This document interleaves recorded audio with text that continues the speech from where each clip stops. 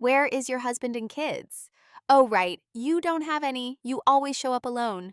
Linda said it lightly, almost playful, but her voice carried clean across the table. A few forks stopped midair. My mother let out a soft chuckle without even glancing at me. My father smirked into his coffee as if he had heard the joke 100 times. I felt heat climb up my throat, but I kept my eyes on the napkin in my lap.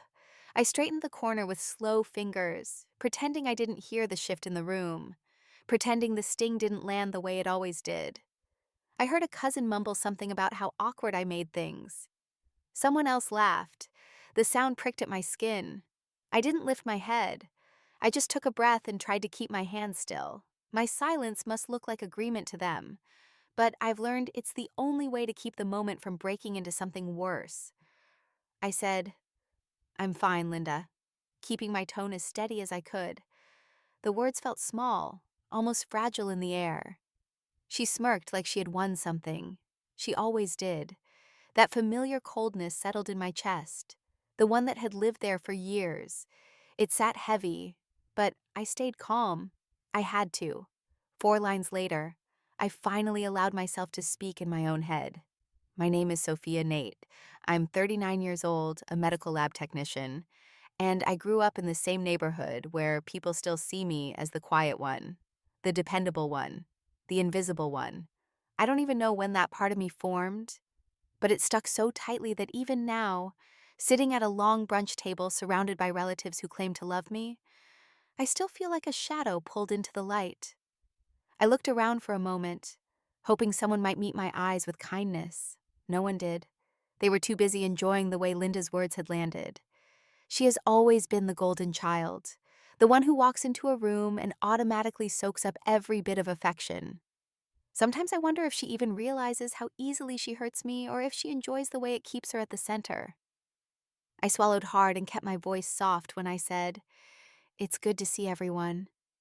It was the kind of line I used to hold myself together, a thin shield that works just enough to let the moment pass. They nodded, already drifting back into louder conversations that didn't include me. As I sat there, I caught my reflection in the silver pitcher beside me. I looked composed, almost distant, and for a second I envied that version of myself. She looked unbothered. She looked like someone who didn't still hope for warmth from people who gave so little of it back.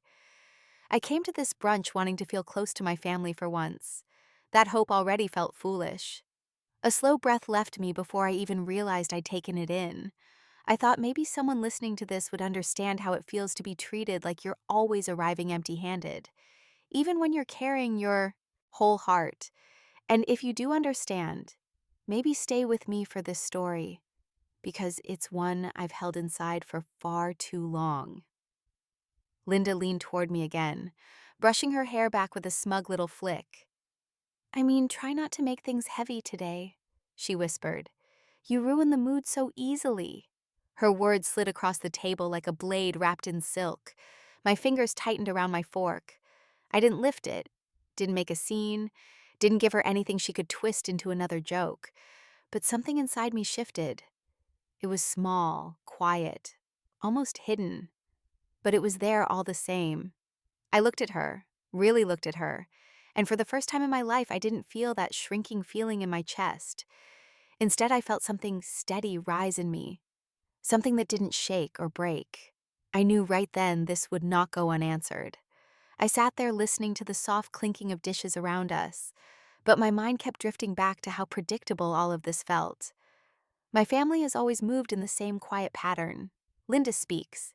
Everyone listens. I speak. And the room somehow shifts away from me like I never opened my mouth. Even as a child, I remember holding up a drawing I was proud of, hoping someone would notice the small details I spent hours perfecting. My mother glanced at it for half a second before saying, "Show me later, sweetheart." But when Linda handed her a messy page with crooked lines, she laughed and said it was charming. That same drawing ended up in a frame by the hallway door, while mine disappeared into some drawer. I told myself it didn't matter, but the truth is, I still remember the weight of that small dismissal. I used to tell myself that if I worked harder, they would see me. I put myself through college, taking night shifts and long bus rides because scholarships only carried me so far. Linda stayed home and had everything paid for without question. When I graduated, they said, "Good job," and then spent the rest of dinner asking Linda about her weekend trip with friends. I kept smiling because I didn't know what else to do. That calmness became my armor, and I convinced myself it was enough.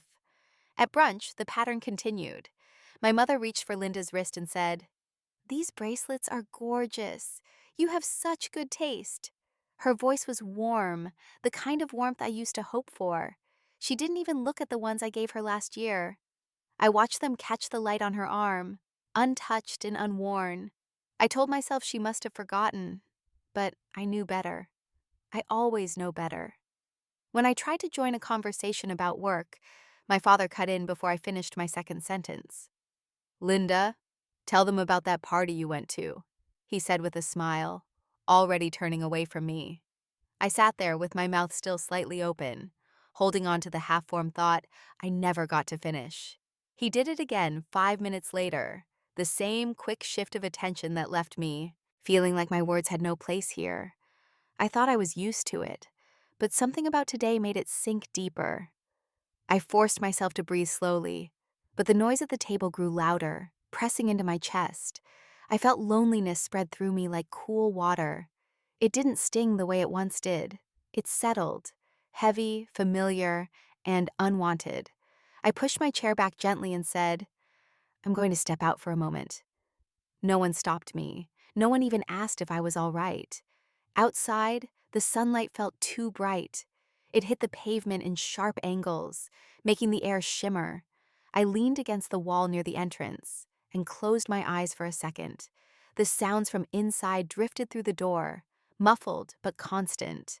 I told myself I only needed a moment to breathe. That's something I have always given them: excuses, understanding, patience.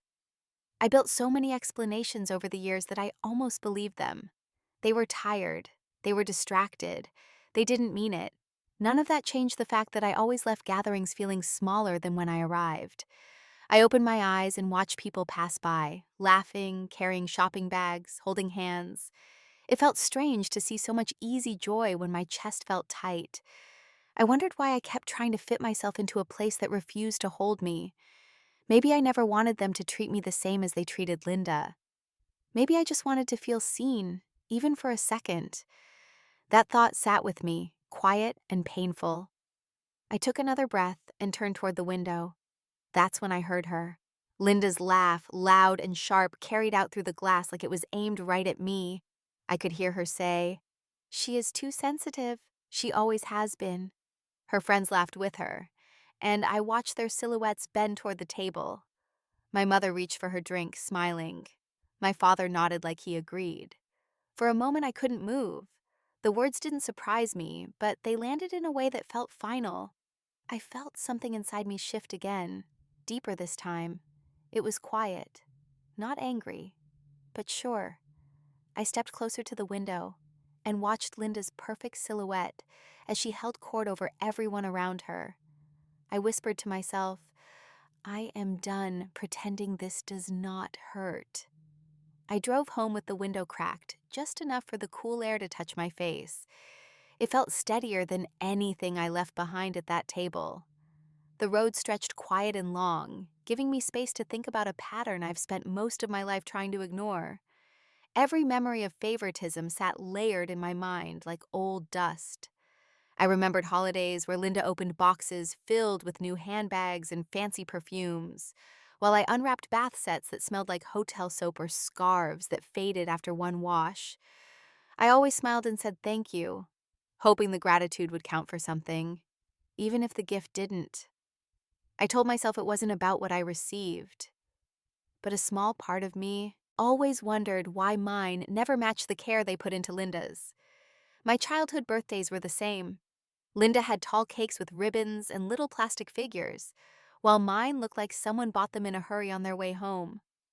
I used to watch her candles glow warm across her face and wish mine shined even half as brightly.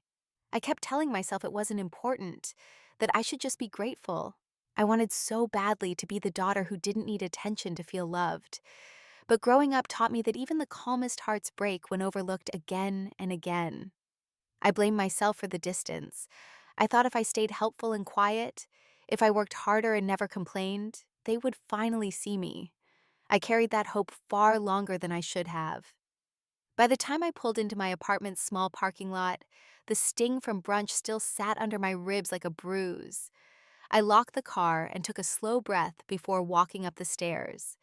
My place greeted me the way it always does.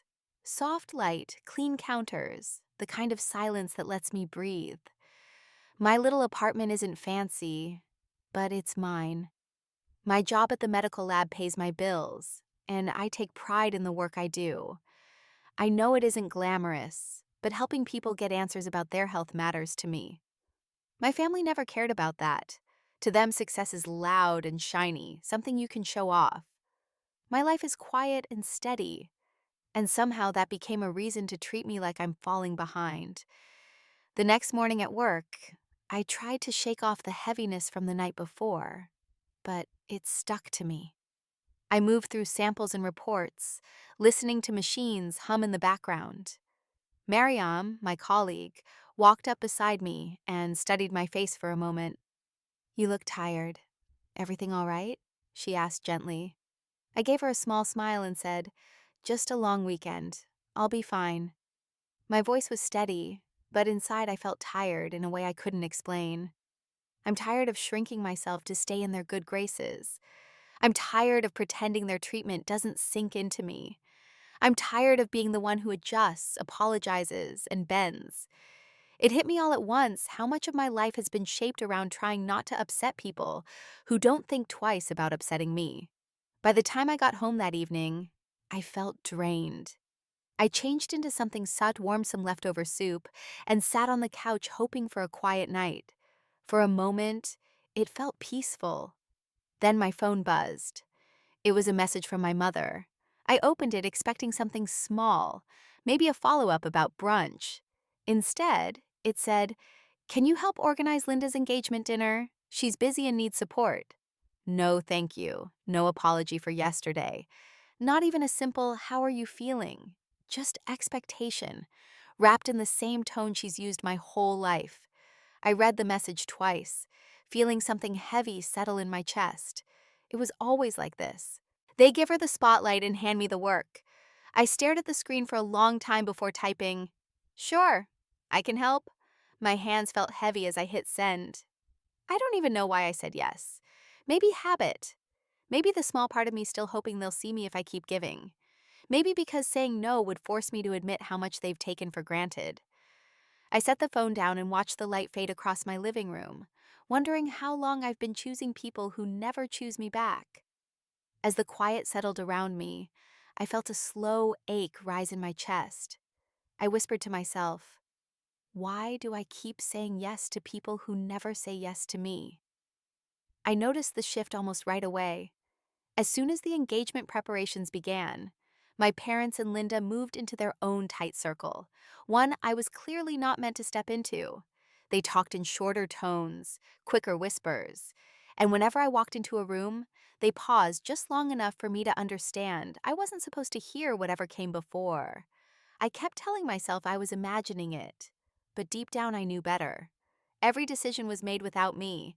Every plan was already set before I was told anything at all.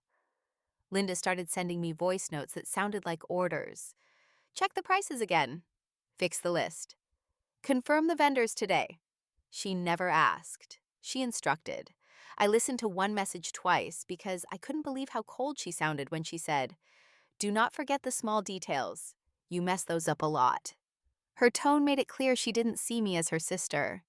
She saw me as someone hired to make her life easier. I wondered how long she had thought of me that way. Most nights I sat at my small kitchen table with my laptop open, scrolling through venues and writing out guest lists. I did it quietly because I didn't know how to be any other way. I hoped, just once, someone would say thank you, or even, "You're doing well." Instead, after hours of planning, Linda finally texted, "Make sure you do not mess up. This event is important." Her words landed like a stone in my stomach. I sat still for a moment, letting the sting settle. Then a small tear slipped down my cheek without warning. I wiped it quickly, the way I always do, and went back to work. It scared me how fast I pushed down my own feelings, like I wasn't allowed to have them. As I typed out yet another revised guest list, I thought about all the years I tried to show affection in small ways. I bought thoughtful gifts. I remembered birthdays. I showed up to help whenever they called. None of it ever earned kindness.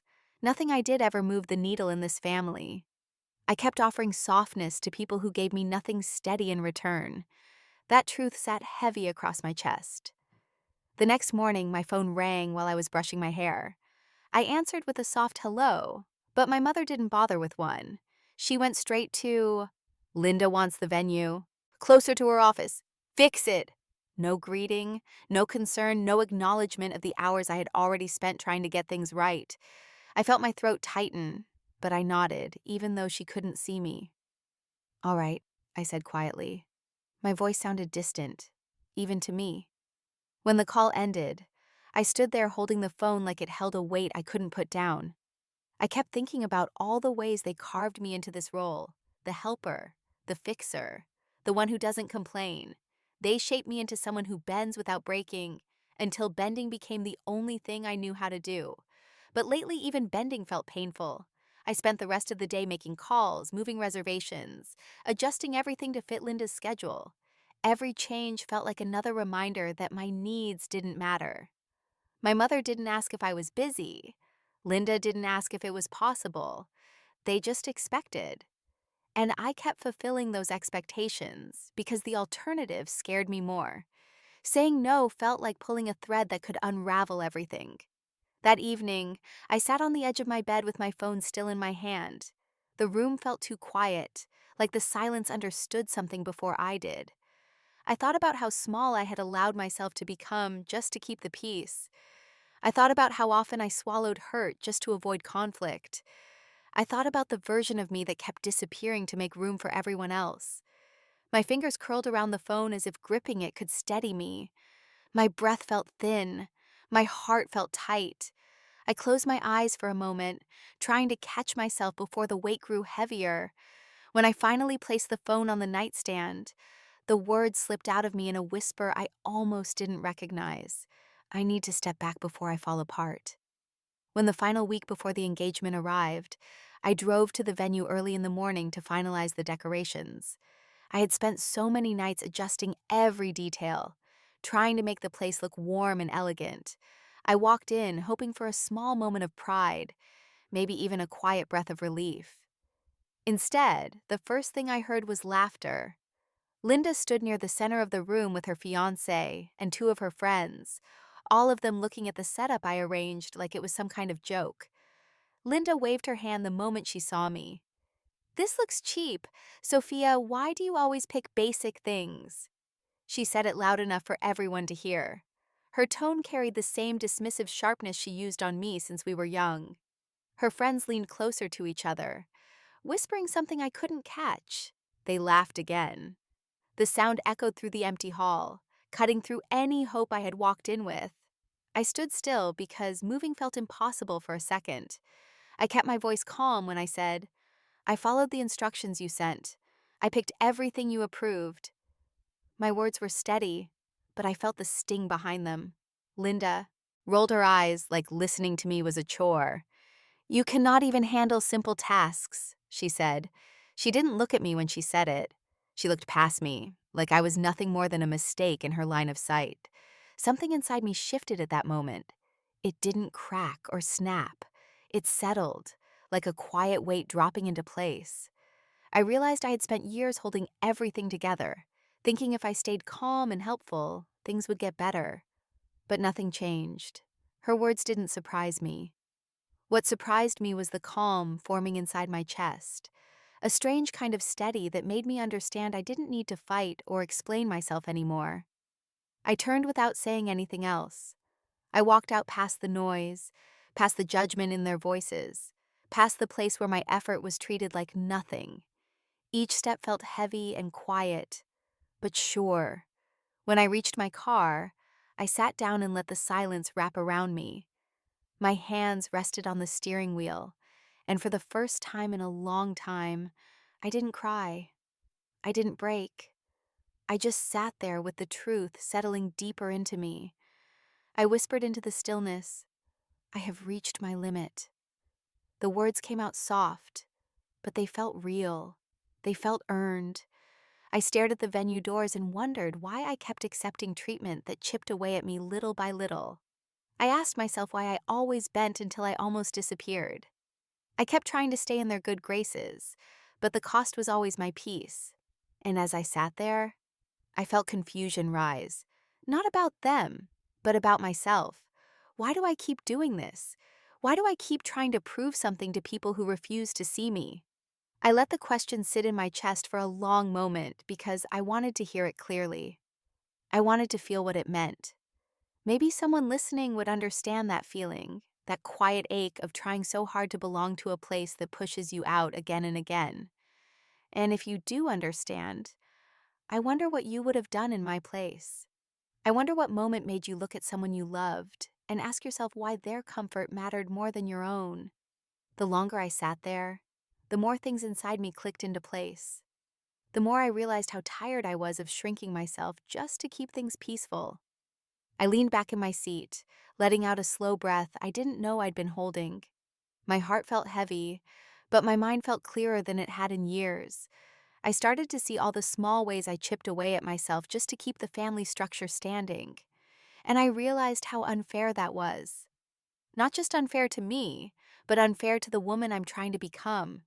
The woman who deserves more than scraps of affection and cold approval. As I looked out at the parking lot, a thought rose inside me, one I had never allowed myself to feel before. It was quiet, but it carried a kind of truth I couldn't ignore. Maybe they do not deserve the version of me that still tries. I spent the entire evening sitting in silence, replaying the scene at the venue again and again until it felt carved into my chest. Every time Linda's voice echoed in my mind, my hands shook a little. I had held back for years, telling myself that being strong meant staying quiet. But sitting alone in my apartment that night, I finally let myself feel everything I had pushed down. I sat on the floor because standing felt impossible. The room around me was calm, but inside me something was breaking free in slow waves. I kept staring at my hands resting in my lap, wondering how long I had been living my life trying to prove I was worthy of a kind word from people who didn't even see me. That truth sat heavy and sharp. I whispered, "Why do I keep doing this to myself?" And hearing it out loud made my eyes sting. I leaned my head back against the wall and felt the familiar ache move through me. It wasn't loud. It wasn't dramatic. It was the quiet ache of someone who had spent years apologizing for wanting love. After a while, I pulled myself up and reached for my notebook on the table. I needed to understand the shape of the burden I had carried. I wrote down every task I had done for Linda's engagement, each one stretching into the next, until the page looked impossibly full. Guest lists, venue changes, menu planning, decorations, vendor calls, schedules, budget sheets. I stared at the list with a slow, rising disbelief. I had taken on almost the entire event by myself. Not once had I been thanked. Not once had anyone asked if I was tired or needed help. The truth settled into me with a dull thud. They had never seen my effort as effort. They saw it as my duty. A memory rose without warning. I was 5, maybe 6, holding a new toy I had begged for. I had picked it out with so much excitement. My parents smiled at me for a moment before my mother said, "Share it with Linda. She's the special one." I remember clutching the toy a little tighter before slowly handing it over. I remember Linda dropping it on the carpet 5 minutes later, already bored. And I remember my mother telling me not to make a fuss. The memory hit me with an old sting.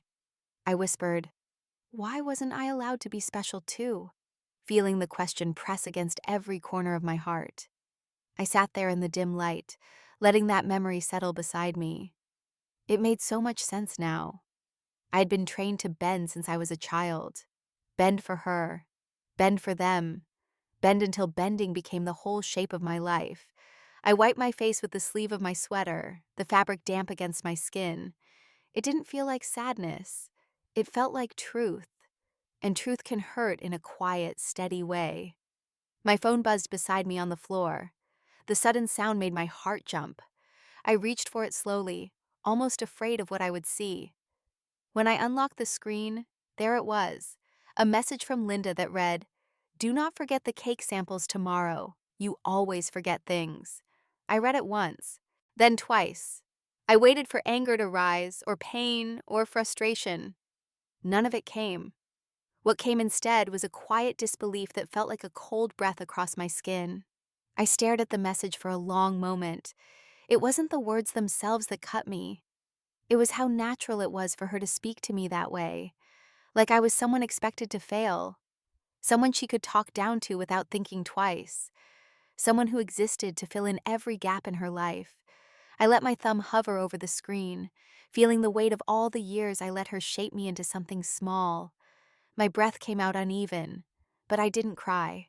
I felt something steadier than sadness rise inside me, something that didn't bend or fold, something that felt like the very beginning of a boundary I had never allowed myself to draw. I turned my phone face down, letting the screen go dark. The room felt softer in that moment, like it understood the shift happening inside me. I closed my eyes and pressed my hand over my heart, feeling the slow beat beneath my palm.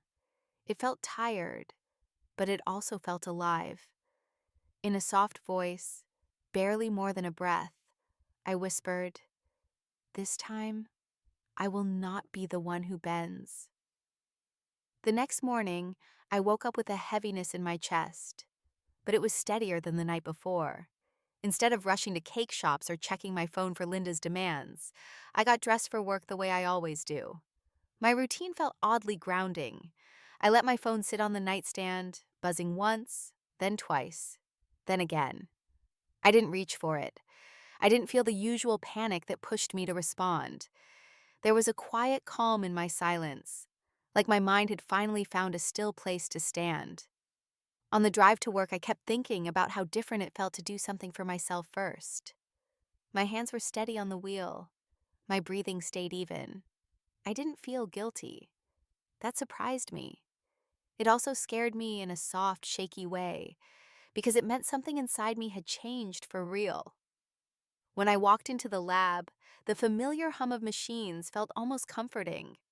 I focused on my tasks, letting the numbers and samples pull me into a world where no one saw me as less. I didn't check my phone once. Every time it buzzed in my pocket, I let it vibrate until it stopped. During lunch, I sat at a small table by the window with my sandwich. The quiet felt good. Miriam walked over and asked if she could join me. I nodded. She unwrapped her lunch and looked at me with a softness I wasn't used to. After a minute, she said, "You look tired. Are you sure you're okay?" Something about her tone made me exhale. I found myself opening up in slow pieces, telling her about the years of favoritism, the small humiliations, the way I always bent to keep the peace. I kept my voice calm, but speaking the truth out loud felt like peeling away a layer I had worn for too long. Miriam listened without interrupting, her eyes warm. When I finished, she said, "That sounds exhausting. You deserve better than that." The words landed in my chest with a strange ache. I never realized how starved I had been for simple kindness, for someone to say I deserved more without making me feel dramatic or needy. Her reaction created a quiet shift in my heart. A tiny place inside me felt seen for the first time in a very long time. When lunch ended, I went back to work with a clearer head. I still didn't check my phone. I didn't feel the need to. I stayed focused on what was in front of me. By the end of the day, when I finally sat down at my desk to take a breath, I pulled my phone out and saw 10 missed calls from my mother, 3 sharply worded messages from Linda, all of them demanding, none of them asking how I was. I opened the messages slowly. Linda had written, "Why are you not answering? You cannot ignore this." Then a minute later, "We have cake samples today. Do not make this difficult." My mother had texted, "You need to act responsible. This is not optional." Their words didn't sting the way they usually did. They sounded like what they had always been: entitlement dressed as expectation. Still no apology, still no concern, nothing that even resembled care. I sat there for a few minutes, reading each message again. My heart beat steadily, not fast. I felt the weight of what they wanted from me, but I also felt something else: a boundary forming, a thin line that kept growing stronger every time I took a breath. I opened the message box and typed one sentence. My fingers trembled, but I didn't let myself delete it. "Handle it yourselves today. I am unavailable." I pressed send before I could second guess myself. When the message went through, my hand shook harder, but my breathing felt lighter. I closed my eyes for a long moment, letting the relief move through me like warm water. It felt small, but it felt like the first step back toward myself. A few seconds later, my phone lit up with a reply from my mother. I stared at the screen before tapping to open it. "We need to talk. Tonight." I drove to my parents' house with a steady breath, not fast, not anxious, just aware of the weight of what waited for me inside. When I walked through the door, I saw Linda pacing the living room like she was rehearsing a scene. My parents sat on the couch with stern expressions, the kind they used when they had already decided I was wrong before I even spoke. The air felt thick, like everyone had been waiting for me. My mother started the moment I stepped in. "Why are you acting difficult right before your sister's special day?" Her tone carried disappointment, not concern. It was the same tone she used whenever I didn't fall perfectly in line. I took a slow breath, grounding myself before I answered. I didn't want my voice to shake. I didn't want to sound afraid. I said, "I am not acting difficult. I'm tired. I've taken on everything for weeks without a single thank you." Speaking the words out loud felt strange, like hearing a part of myself I had denied for years. Linda let out a soft laugh behind me. It wasn't loud. It wasn't dramatic. It was the kind of laugh people use when they want to make someone feel small. She said, "You are too emotional." The words floated across the room like an insult disguised as advice. For the first time in my life, I didn't swallow it. I didn't bend. I felt something steady rise in me, something I didn't know I could hold. I turned toward them and spoke with a firmness that surprised even me. "I'm not emotional. I'm exhausted. I've handled the planning, the venue, the lists, the vendors, the calls, all of it. And instead of gratitude, I get scolded like a child." My father shrugged, barely looking at me. "You always imagine things." He said it casually, as if those 4 words didn't hold years of dismissal, as if they didn't represent every moment I tried to speak up and was told my feelings weren't real. His sentence landed in my chest like a stone. I felt the old pain rise, the quiet ache that had shaped so much of who I became. But I didn't let it control my voice this time. I said quietly, "You have never listened to me, not once." The room fell still. My mother blinked like she didn't expect me to say it. My father's face tightened slightly, but he didn't respond. Linda smirked from her corner like she was enjoying a show. She crossed her arms and said, "You should be grateful you are even included." The words were so cold they almost didn't sound real, like she believed every syllable. I looked at her and saw the same pattern from our entire lives: the spoiled shine she was given, the special treatment she was taught to expect, and me, always standing in her shadow, trying to earn what she didn't even need to ask for. I felt the truth settle in me, heavy and clear. I wasn't imagining anything. I had been carrying the weight of their favoritism since childhood, convincing myself that if I just stayed patient, they would finally see me. But looking at them now, I realized how blind I had been. My mother shook her head. "Linda has a lot on her plate. You know that." As if that excused everything. As if her stress meant my feelings didn't matter. I said, "And I don't?" My voice was calm, but it cut through the room. "I work full time. I take care of myself. I handle my own life without leaning on any of you. Yet somehow, I am the one expected to give without being given anything back." My father sighed like he was tired of the conversation. "It's your sister's engagement. Stop making it about you." I almost laughed at how predictable it was. Every time I tried to explain myself, it was turned into selfishness. Every attempt at being heard was painted as overreacting. I watched the three of them sitting together, united by a bond I had never truly been a part of. Linda stepped closer, her voice dripping with superiority. "You always think you're mistreated. Maybe the problem is you." Her words didn't pierce me the way they once did. Instead, they opened something I had kept buried, a truth I had been too afraid to face. A slow breath filled my lungs. I stood there watching them, really watching them, and everything inside me finally aligned. The years of bending, the years of apologizing, the years of trying to earn a place at a table that was never built for me. I felt it as clearly as the beat of my heart. I had been begging for love from the wrong people. I walked out of the house without another word. I didn't look back, not even once. The porch light behind me felt harsh on my neck, but the night air wrapped around me with a strange softness. I let it settle on my skin as I walked toward my car. My steps were slow, steady, almost careful. For the first time in a long time, I didn't feel numb. I felt clear. When I sat in the driver's seat, I didn't start the engine right away. I just rested my hands on the wheel and let myself breathe. The silence inside the car felt like a room I had never entered before. A quiet that wasn't forced or lonely. A quiet that asked me to listen. I closed my eyes for a moment and let my mind drift back through the years. Every dismissal came back to me in small pieces. My mother telling me I was being dramatic. My father shrugging off my feelings like they were inconveniences. Linda laughing whenever something hurt me, like my pain was a private joke only she understood. I saw every comparison, every ignored effort, every cold laugh.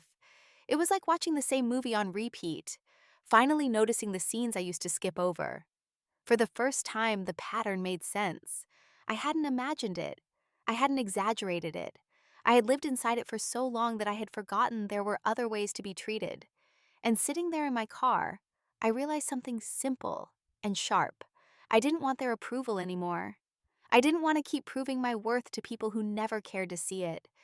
What I wanted was self-respect, my own voice, my own boundaries, my own peace. The more I let that truth settle, the lighter my chest felt. I didn't owe them my silence. I didn't owe them my endless effort. I didn't owe them parts of me they never learned to handle with care. I whispered to myself, "I'm done." And it wasn't angry. It wasn't loud. It was a promise I had needed for years. Right there in that dim car, I made a clear decision. I would step back from the engagement completely.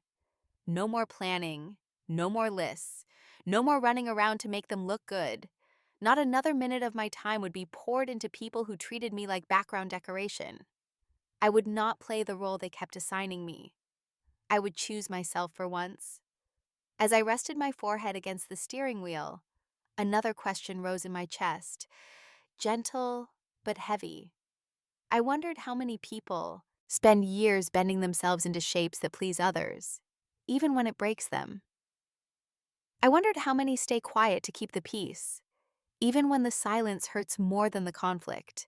And I found myself asking the same question to whoever might be listening inside this moment. How long do we keep shrinking before we finally decide to stand up for ourselves? The night outside was still, the kind of stillness that signals a shift. I felt it moving through me, not revenge, not anger, just awakening. When I finally drove home, the city lights passed by like distant thoughts. I felt a calm I didn't recognize, a clarity I didn't expect to find tonight. I walked into my apartment and set my phone on the table without checking it. For once, I felt no urgency to respond, no pressure to soothe anyone else's emotions. I went to bed with a slow breath, knowing morning would come with whatever it brought. But I also knew I was not the same woman who walked into my parents' house a few hours ago. Something in me had aligned, something in me had grown. The next morning, my phone buzzed nonstop. Notifications stacked one after another, 10 missed calls from Linda. Then a long voice note popped up. her name flashing across the screen. I pressed play out of instinct and heard her voice start with hostility, dripping with the same familiar entitlement. I listened to the first 10 seconds, just long enough to understand the tone. Then I stopped the recording, and with a calm, steady breath, I deleted it without replying. I found out the truth on a quiet afternoon at work. Miriam sat across from me with a worried look and said softly, "I think you should know something." Her tone made my stomach tighten. I braced myself without realizing I was holding the edge of my chair. She said Linda had been telling people I was unstable and jealous, and my breath stalled in my chest. I asked her to repeat it, hoping I had heard wrong, but she said it again with the same gentle honesty. In that moment, something slipped inside me, not from shock, but from a deep recognition that finally had a name. I sat still as her words settled into place, and suddenly the years made sense. The subtle mistrust from my parents, the way they never looked at me fully, the strange looks during holidays, the quick judgments, the cold assumptions that came out of nowhere. I used to think I had caused all of it by not being enough. Hearing the truth now made the memories shift like puzzle pieces finally fitting together.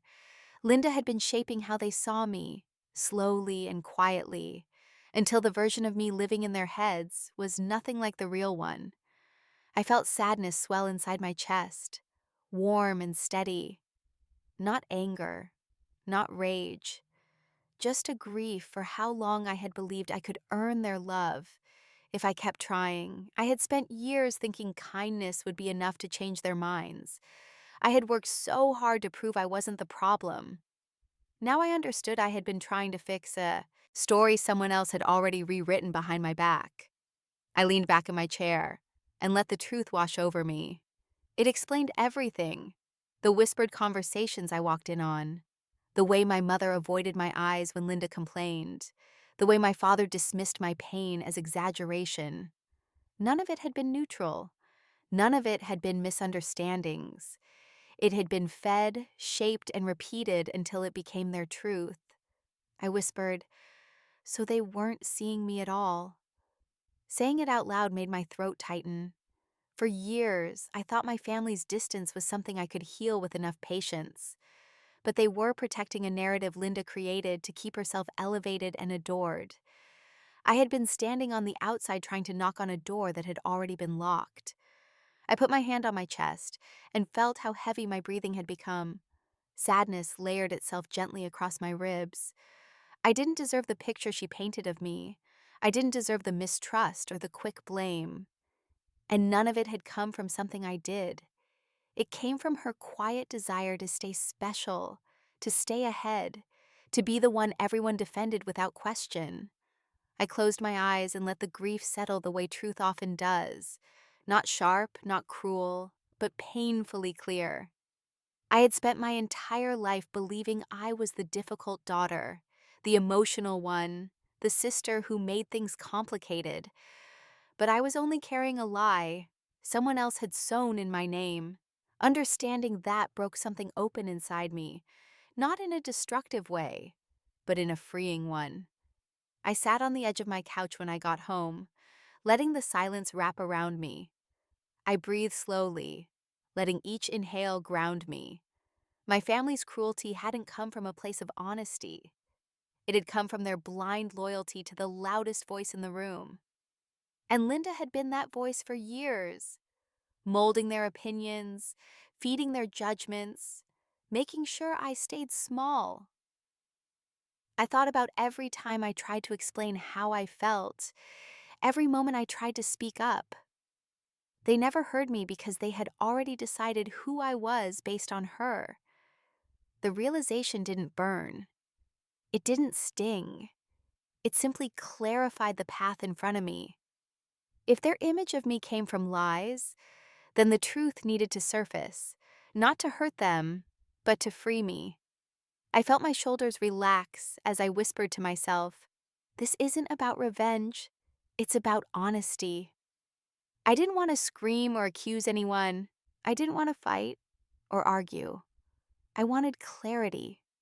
I wanted the truth to stand on its own. and I wanted them to finally see the person I really was, not the one Linda had painted in shadows. I sat there for a long time, breathing calmly, letting the decision settle into my bones. I would expose what she had done, but I would do it quietly, strategically, with the same calm firmness I had been learning to hold. The choice felt like stepping into a new room inside myself, one where I didn't have to justify my worth anymore. I opened my eyes with a steady breath. I was ready. I spent the entire morning sitting at my kitchen table with my laptop open and my phone beside me. The screen felt brighter than usual, almost sharp, but I knew it was only my nerves. I started scrolling through years of messages from Linda, one by one, letting myself look at them without the usual excuses I used to make for her. The insults tucked inside casual jokes, the blame wrapped in short commands, the ways she spoke to me like I was a burden she had to manage. I had saved everything without meaning to, and now I realized how much truth I had been carrying without ever using it. I created a folder and began placing each piece of proof inside. I kept the order clean and simple. No commentary, no dramatic labels, just dates, screenshots, and the exact words she used. I added the voice notes too, letting the audio files sit beside the texts so nothing could be questioned. As I worked, I felt a strange calm settle inside me. This wasn't anger. This wasn't revenge. This was clarity. I wanted my parents to see the truth with their own eyes, without the filter of Linda's stories twisting it. I paused when I found the first message where she called me forgetful. It was from 4 years ago. I remembered how small I felt reading it then, how I wondered if I really had been unreliable. But seeing it now, stacked next to other messages where she told me I always mess things up, I understood how she had built a version of me that suited her, a version she shared with everyone else, little by little, until it became easier for the family to believe her than to ask who I really was. I kept collecting everything, every moment she blamed me for her mistakes, every time she dismissed my feelings, every message where she demanded something without a please or thank you. I didn't realize how heavy the folder had become until I leaned back and rubbed my hands over my face. The weight of it wasn't just the evidence, it was the truth I had been trying to swallow for years. I created a simple document that arranged everything in a timeline. No emotional sentences, no pleading paragraphs, just a steady account of what had happened and when. It felt almost like clearing fog from a window. I wanted my parents to see what I had been living with. I wanted them to understand that my silence had never been weakness, only survival. When the document was finished, I opened a new message meant for my parents. I stared at the blank space for a long time, listening to the quiet in my apartment. My breathing was steady, but my chest felt tight in that familiar way that comes right before a hard truth. I typed slowly, choosing each word with care. I want you to see how I have been treated. This isn't to hurt anyone. You deserve to know the truth. I hesitated before adding anything else. I didn't want to sound wounded or desperate. I didn't want to sound like I was asking for understanding. I only wanted honesty. After a moment, I wrote one more sentence. This is everything you were never shown. I read the message twice, letting the words sink into me. No anger, no bitterness, just truth, clean and clear. I attached the timeline document along with the folder holding every screenshot and voice note. For a moment, my thumb hovered over the send button. My heart wasn't racing. It was steady, like it had finally learned a new rhythm. I whispered to myself, "This is for me." I had spent my life trying to protect everyone else's comfort. This time, I was protecting my own. I pressed send. The message disappeared with a soft click, and something loosened deep inside me.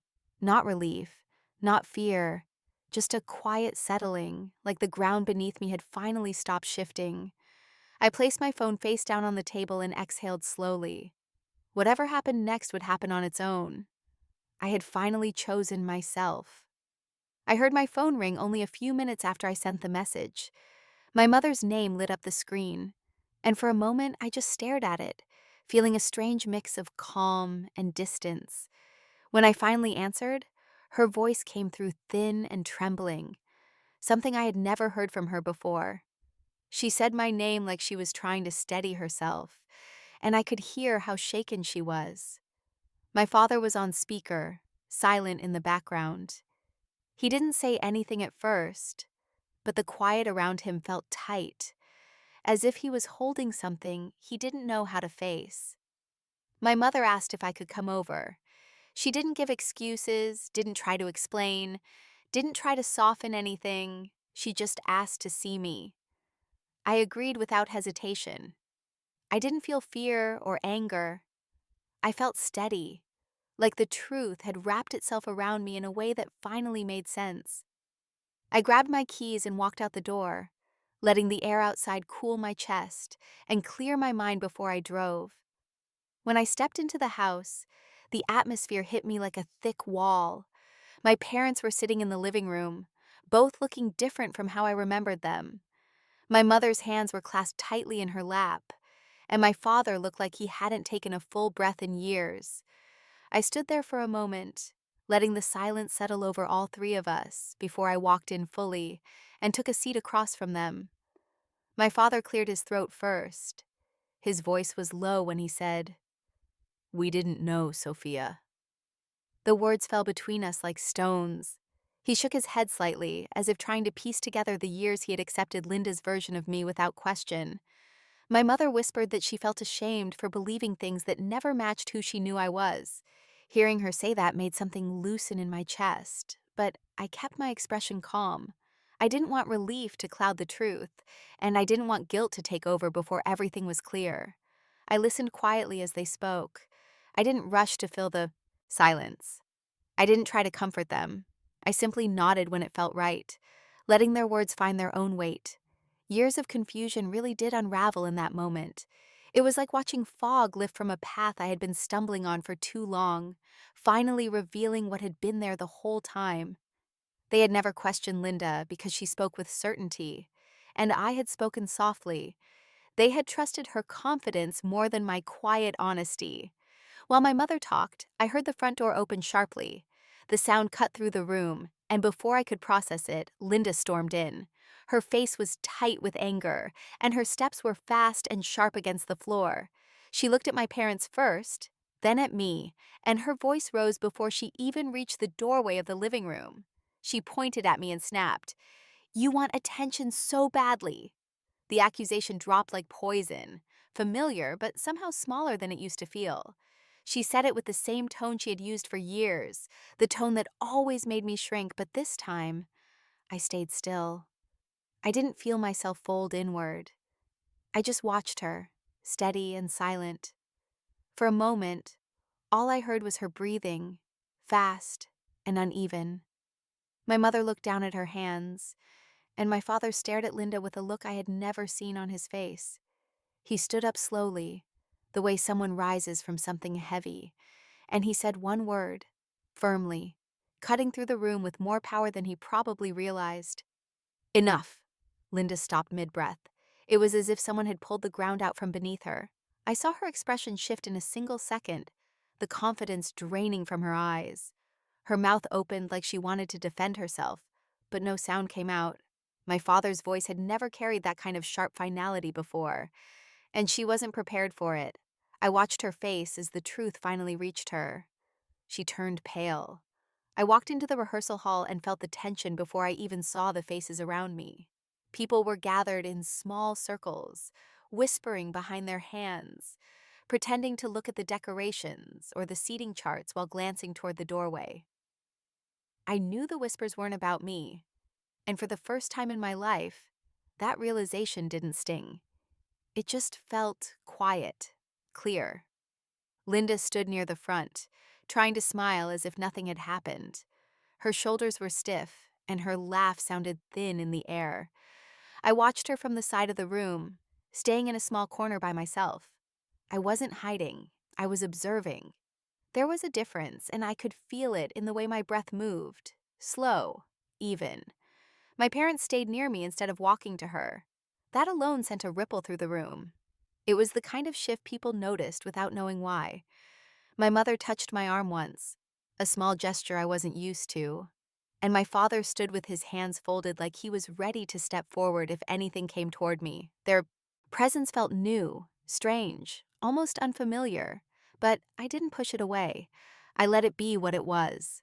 The rehearsal moved slowly. People checked lists. The coordinator spoke about timing. Chairs were straightened and shifted. But under everything, there was a crackle, like static that no one could fully ignore. I could feel eyes drifting toward me, then toward Linda, then toward my parents standing beside me instead of beside her. It was a story unfolding even before words were spoken. When one of Linda's friends asked about the venue choices, it happened the way I knew it eventually would. The friend said, "Why wasn't the first venue available? Didn't Sophia handle that?"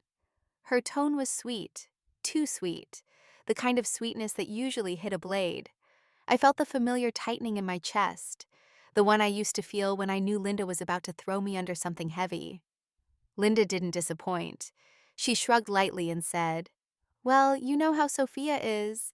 She always gets overwhelmed. I had to fix a lot of things."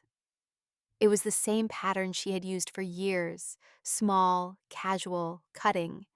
But this time, something in the air shifted before the words had time to settle. My father stepped in. He spoke calmly, but his voice carried through the room with a firmness that made even the coordinator straighten. He said, "Your sister handled everything with grace, even when you mistreated her." The words were simple, clean, and they were louder than any confrontation could have been. Linda froze where she stood. Her friend blinked quickly, and the people close enough to hear went still. For a moment, it felt like the entire room exhaled at the same time. I stayed quiet. I didn't move. I just watched Linda as her face changed in front of all of us. Her eyes darted between our father, our mother, and then me. She opened her mouth like she was about to deny something, but nothing came out. The silence around her did the work for me. I didn't need to defend myself. I didn't need to prove anything. All I had to do was stand there and breathe. The coordinator tried to keep the rehearsal moving, but the tone had shifted. People looked at Linda differently. Some whispered behind their hands again, but the whispers sounded harder now, less curious and more knowing. My mother gave me a quiet look, one I couldn't fully read, but it wasn't cold. For the first time, she looked at me like she was seeing something she had ignored for too long. I felt a mix of sadness and relief settle into me. Sadness because this moment should not have been necessary. Relief because it finally happened. The truth had slipped out in the most natural way, without force or drama, and it landed exactly where it needed to land. Linda's breathing changed. I saw her chest rise too quickly, her hands curling slightly at her sides. She looked around the room as if trying to find someone who would protect her like they always had. But no one stepped forward this time. Not even her closest friends moved toward her. She wasn't used to silence. She wasn't used to being seen. When her friend asked another question in a softer voice, Linda didn't answer. She turned away sharply, her heels clicking fast as she walked toward the exit. Someone whispered her name, but she didn't slow down. She left the room in anger, and I felt the engagement atmosphere crack like thin glass. When I stepped outside to get a breath of air, I barely made it 3 steps before Linda came after me. Her heels clicked fast behind me, her breath sharp, and before I could turn, she said, "You think you're clever, don't you?" Her voice trembled, not with anger, but with something thinner, something closer to panic. I faced her slowly. She looked like she had been holding herself together with threads that finally snapped. She pointed a finger at me like she expected it to scare me, like the old days. "You manipulated them. You twisted everything so they'd stand with you." I let the words sit for a moment. I felt the night air on my face, cool and steady, and I matched my voice to that calm. "I just showed the truth." Her face tightened. She wasn't expecting that answer. She wanted a fight, a rise, something she could grab and throw back at me. When I didn't give it, her voice cracked. "They love me more. They always will." Those words used to crush me. I remembered being a kid and hearing versions of that same line in her tone, in her laughter, in the way she pulled people toward her and left me standing alone. But now, Listening to it with everything that had come to light, I could hear what was hiding under the sentence. It wasn't pride. It wasn't triumph. It was fear. I could see it in the way she swallowed hard, like she was convincing herself more than me. So I nodded softly. Then why are you so afraid of losing their attention? The question left my mouth as gently as a breath. No anger, no edge, just truth. And I watched it hit her. She blinked like the ground shifted beneath her feet. She opened her mouth, then closed it again. Her shoulders dropped just enough for me to notice. It wasn't victory, it wasn't revenge, it was understanding. For the first time, I saw the root of it all. She had been terrified her whole life, terrified of not being special, terrified of being unnoticed, terrified of being less. Her fear had always been the shadow behind her cruelty. She tried to gather herself, lifting her chin. "You're twisting things again." I shook my head slowly. "No, I'm not twisting anything. I'm done twisting myself to make you feel comfortable." Something flickered across her face, something like confusion mixed with anger she couldn't shape into words. She took a step back as if my calm unsettled her more than any yelling could have. For years, she had counted on my silence being weakness, on my softness being something she could step over. Standing here now, I understood how much she needed that version of me to stay alive. But I wasn't that version anymore. I turned away, not out of disrespect, but out of release. I walked toward my car, feeling something open inside me, something wide and clean. I realized in that moment that I wasn't leaving the conversation. I was leaving the entire pattern that had held me for years. Linda called my name once, but the sound didn't pull at me the way it used to. It drifted into the night without weight. As I walked, I thought about all the years I tried to make sense of her moods, her comments, her coldness. Every time I wondered what I had done wrong, I now saw the truth. It was never about me. It had always been about her fear of losing attention, her fear of not being the favorite, her fear of not being adored. And the sad part was that no matter how much she clawed for love, she never felt secure enough to simply be kind. By the time I reached my car, I felt a deep quiet settle in my chest. Not numbness, not victory, something more like acceptance. I sat there for a moment with my hands resting lightly on the steering wheel. The night was soft around me, warm in places, cool in others. I breathed in slowly, letting the calm move through me, letting myself understand that I didn't have to carry her fear anymore. It wasn't mine. I drove home without turning on the radio. The silence felt full, comforting.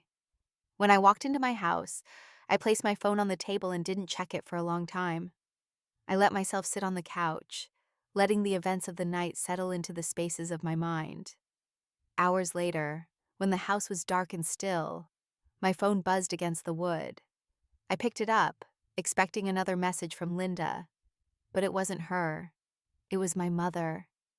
Her voice was soft when I answered, softer than I ever remembered. She said, "Please come tomorrow. We need to talk about the future." When I pulled into my parents' driveway the next morning, the house looked the same as always, but something in the air felt different. I sat in the car for a moment, breathing slowly, letting myself feel steady before walking toward the door. I didn't know what I was walking into, but for the first time, I wasn't afraid of it. I knocked lightly, and my father opened the door almost immediately, as if he had been standing there waiting. His face looked tired, not from anger, but from something deeper. He stepped aside quietly, and I walked in. My mother stood in the living room, her hands twisted together, her eyes soft in a way I wasn't used to seeing. No one rushed to fill the silence. They let it settle, heavy but honest. My father spoke first. His voice was steady, but there was a tremble under the words. "We're sorry, Sophia." He didn't look away.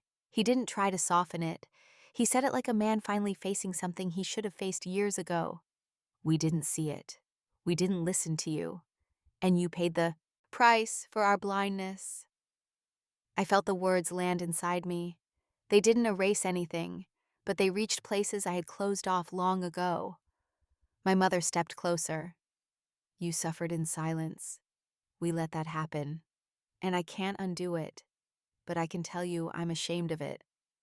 Her voice cracked, but she didn't hide it. For once, she didn't try to defend herself or explain anything away. She just stood there, with the weight of her own honesty. I nodded gently. I wasn't here to make them feel better. I wasn't here to pretend the past didn't shape me. I was here because they had asked for a conversation about the future, and I wanted to understand what kind of future they saw. I took a slow breath. I hear you. They both looked relieved, not because I forgave them, but because I didn't walk away. My father sat down, his shoulders less rigid than before. You deserve peace and respect, he said, not as a reward, as your right. He looked at me with a seriousness that made something in my chest loosen. We should have given you that long ago. My mother nodded. I want to rebuild our bond, she said. I don't expect it to be fast. I don't expect it to be easy, but I want to try, and I want it to be real this time. She paused, letting the quiet fill the room again. I understand why you stepped back. I understand why you needed distance, and we won't push you back into anything you don't want. Hearing her say that felt like a door opening somewhere deep inside me. My entire life, they had asked for more than I could give. More patience, more silence, more effort, more understanding. Now, for the first time, they were asking what I needed. They exchanged a look before speaking again. My father said, "We won't feed Linda's jealousy anymore. We won't defend her at your expense. We won't ignore what she's done." My mother added softly, "We see her differently now, and we see you differently too. We see the distance, and we understand it." I let my shoulders relax. Not fully, but enough to breathe without tension pressing against my ribs. My mother asked, "What do you want, Sophia? For your future with us? What do you want it to look like?" The question came without pressure, no expectation. They waited, not leaning forward, not trying to steer me toward an answer that suited them. They just waited. I thought about everything I had carried, the years of shrinking myself, the years of trying to be someone they'd finally choose, the quiet nights where I wondered what was wrong with me, the slow realization that nothing had ever been wrong with me at all. I let out a long breath. "I want calm," I said. The words came out soft but clear. "I don't want chaos. I don't want confusion. I don't want to walk into this house and feel like I have to brace myself. I want calm." My father nodded first. "You deserve that." My mother followed, her voice quieter. "We'll honor that." There was no dramatic embrace, no sudden rush of healing, just a steady moment where the truth settled between us. Not heavy, but real. I didn't promise them anything. I didn't commit to more than I was ready for. I simply accepted their intentions, and that was enough for now. When I stood to leave, they walked me to the door with a gentle respect that felt new. I stepped outside, the sunlight warm on my face. As I walked toward my car, I felt something lift from my chest slowly, like a weight I had forgotten I was carrying. And for the first time in my entire life, I felt a quiet freedom settle into me, steady and real, as I walked away from the house. I sat at a small corner table in the cafe that morning, the kind of place where the cups clink softly and no one speaks too loudly. The sunlight eased across the table in a slow stretch, warming the back of my hand. I watched it for a long moment, breathing in the quiet. After everything, the silence didn't feel empty anymore. It felt earned. I wrapped my fingers around my cup and let myself sit with the truth of the last few weeks. My life, my choices, my silence that lasted for years, and the slow, steady awakening that pulled me out of it. I didn't rush any of these thoughts. I let them settle the way sunlight settles across a room, inch by inch until everything is clear. For so long, I had believed the only way to keep my family together was to stay quiet. I told myself it was love. I told myself it was loyalty. I told myself that Linda's behavior would change if I just stayed patient enough. But sitting there, in that small cafe with the morning barely beginning, I finally saw it without flinching. My silence had never protected me. It had only protected the lie. I took a slow sip of my drink and let myself remember the exact moment I sent the evidence to my parents. The calm in my chest, the steady breath, the stillness that came after years of holding everything in. I had walked through every kind of pain with them, but exposing the truth hadn't come from anger. It had come from a place I didn't know I had, a place that wanted peace more than approval. And now, with the dust settling and the truth finally out in the open, I saw the revenge for what it really was. It wasn't about hurting Linda. It wasn't about punishing her or watching her unravel under her own choices. The truth would take care of itself. It always does. My revenge was quieter, cleaner. It was about reclaiming the parts of myself I had been handing away since childhood. I looked down at my hands. They weren't shaking anymore. They felt steady, grounded, like they finally belonged to a person who wasn't afraid of her own voice. I had stopped chasing the love that only hurt me. I had chosen myself instead. That was the moment everything began to change. My phone buzzed on the table, breaking the stillness in a soft vibration. I turned it over, expecting tension to rise through my chest, the way it always had when my family contacted me. But nothing tightened, nothing twisted. I felt only calm. It was a message from my mother. 8 simple words that carried the weight of years. We love you. We are here. I breathed out slowly and let the warmth of those words rise in me without fear. I didn't need them to be perfect. I didn't need promises. I just needed the truth, and they were finally giving me that.